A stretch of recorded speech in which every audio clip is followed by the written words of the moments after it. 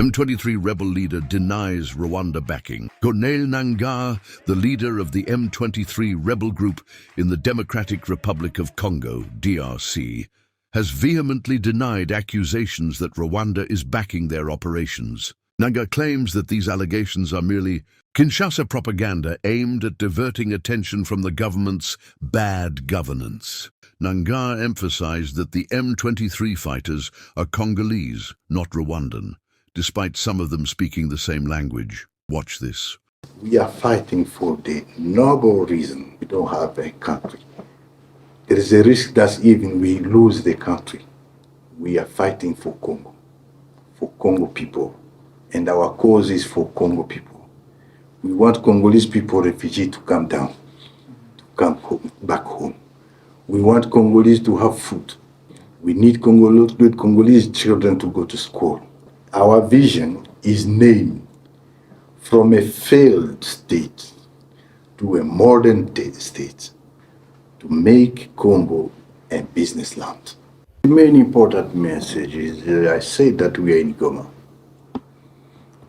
Being in Goma today is the result of a struggle.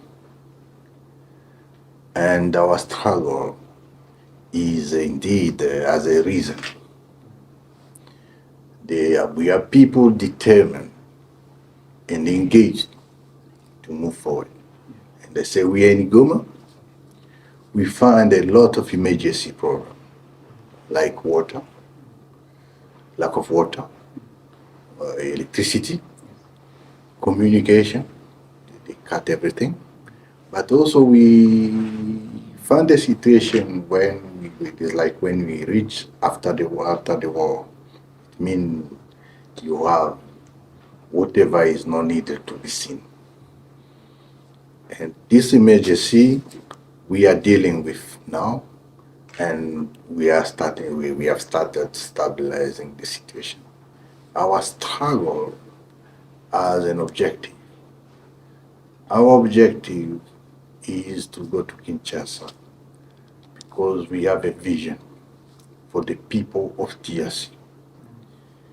Looking at the way that the insecurity has eastern part of Congo, we have to sort it out. And what is the reason of the insecurity? The first reason is the failure of states in DRC. It's a failure of state that is putting all the people to come in DRC, the negative forces like ADF, like the FDLR, and they are now a threat against our neighbors, but also a threat against our population. I also mentioned that the bad governance of the Kinshasa regime, putting opposition party either in jail or exile, even killing some of them. Today, I say we have about 100 political leaders, personality in exile, just because the regime Tshisekedi has installed a kind of dictatorship that we have to take it away. Indeed, I also mentioned the fact that the division of people, tribalism, and the fact that Tshisekedi has hired a lot of mercenaries, European mercenaries, a lot of using the FDLR people and training them with the FRDC. All these are the reasons why we started the struggle, and we are going to fight until we get to Kinshasa. We have come to Goma to stay. We are not going to withdraw, but we are going to move forward from Goma, Bukavu, Kisangani, Bunia, Lubumbashi, Kananga, Mbujimayi, up to Kinshasa, and then to start Congo development. Our vision is named from a failed state to a modern state for opportunity. Our vision is called to make Congo a business land. This is our vision.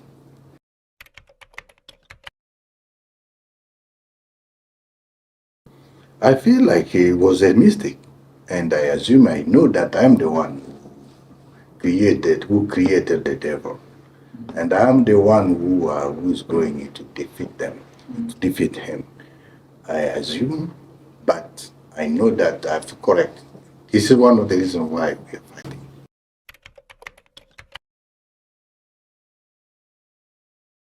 When you say Rwanda is supporting you, Rwanda is supporting you, Rwanda is supporting you. This is one of the Kinshasa propaganda to hide the bad governance has been doing so far. You know, in Kinshasa today is the very, when you look at the city, when you look at the people, anger, no food, no education, no water. All this for Kinshasa, they say is just because of Rwanda. So the good question, before I answer your question, I think the good question is to know how many countries are in Congo today. Uganda is in Congo, dealing with Tshisekedi because they have this joint mission. And they're in Beni and no one is talking about it. And they say that they are there because they are fighting against ADF. Burundi is in Congo. These are the people we have been fighting in Goma and up to now. They are still deploying other people. I can say that Malawi, they are in Congo. South Africans, they're in Congo. Tanzanians, they're in Congo. You have European mercenaries, more than 1,000 or 2,000. They were in Congo because they are being defeated now. When you look at the MONUSCO contingencies, you have about 10 or even more citizenship. They are all in Congo. All those countries are in Congo. And they are saying that we are Rwanda, just because some of us speak the same language like Rwanda. He said, but we are Congolese. And the question should be, what are those people doing in Congo? You know the reason? I don't. The reason is because there is a failure of state. And so far as we have this failure of state, will be a danger for Congolese people, but also for the countries in the region. Because you have in South Africa, in the north of Congo, you have Sudanese rebels, negative forces in Congo as well. We are indeed in danger, and not us. I said the Kinshasa regime is danger. Another issue is that when you look at the weapon we have found in Goma here, Yes. I'm sorry, I can say that Tshisekedi was fighting against us, but I'm sure that there were another plan. What was the plan? I don't know. This is the question we need to see. But looking at the weapon we have got here, is just unbelievable.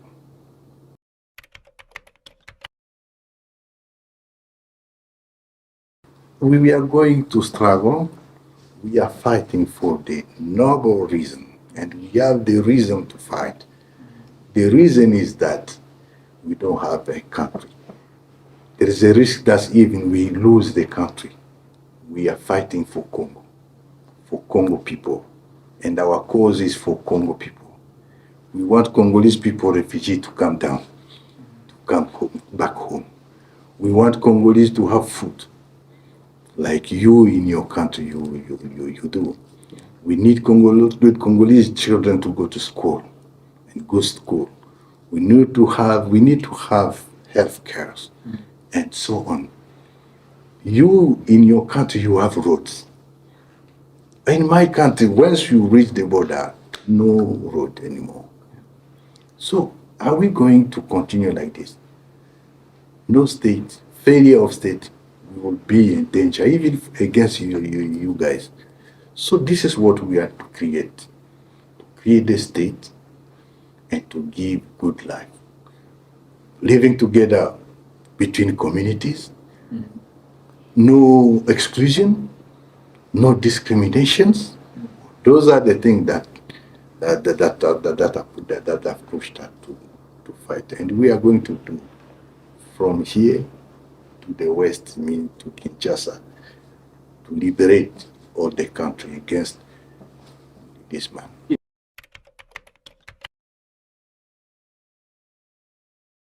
We have to create the condition. Okay. Yeah, we need to create the condition where that is allowed to our refugees to come. And how many are there in Rwanda, for instance, in your country? How many are there? No, not. It's around 100,000 people. It's nothing. Absolutely nothing. So these are small things that we are going to sort out without any problem.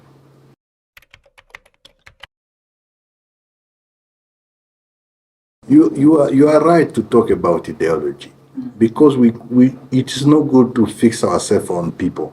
Yeah.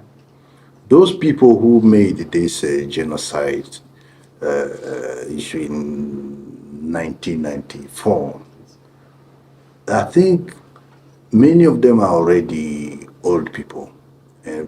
Other ones have died already, they passed away. But the fact is that those people who are generating the same ideology, this is the problem. But we need to make everything clear. Those people who were there in Rwanda in 1994, you cannot say that all of them are genocide makers. No. There are a lot of people who are there. They are refugees somewhere, even in Congo. Whenever they are good people, no problem. But those people, the other people who are still, I don't know, vehiculating the same ideology, with the aim to go to destabilize your country over there, these are the people that we need to deal with them. What strategy is there? Today we are fighting to get to Kinshasa. Meanwhile, those people are constituted as a danger. They are part of the fighting. Even here, they were in Goma. They are still around. They have weapons got from Tshisekedi. And this is we need to deal with them. But if they continue fighting and disseminating the same ideology, this is a danger. Not only for Rwanda, for all the people. For all the people. For the entire region. For the entire region. This is the issue. What do you think about this shift? Drop your thoughts in the comments below.